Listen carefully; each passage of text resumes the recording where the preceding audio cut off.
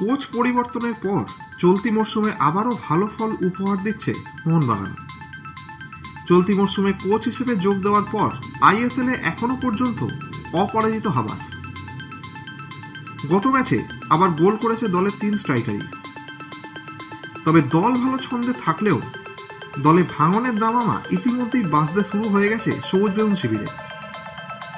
সূত্রের খবর, দলের 2 যুব খেলোয়াড় লাললিনিয়ালা হামতে এবং কিয়ান নাসিরের সঙ্গে আলোচনা শুরু করে দিয়েছে চেন্নাইন এফসি। আগামী মে মাসে ক্লাবের সাথে চুক্তি শেষ হবে এই 2 খেলোয়াড়ের। চলতি মরশুমে মোহনবাগানের হয়ে সেভাবে সুযোগ না পাওয়ায় চেন্নাইনের চুক্তিতে আগ্রহ দেখাচ্ছে লাললিনিয়ালা হামতে।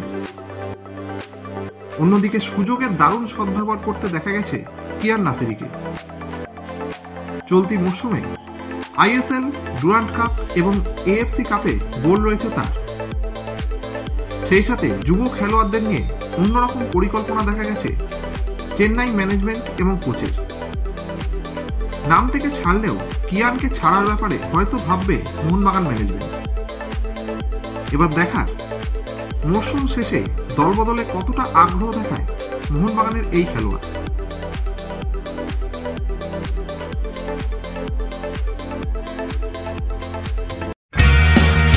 ভারতীয় ফুটবলের সঙ্গে সবসময় আপডেটেড থাকতে এক্ষুনি বং ফুটবল ইউটিউব চ্যানেলটিকে সাবস্ক্রাইব করে নোটিফিকেশন বেল আইকনে ক্লিক করে রাখুন।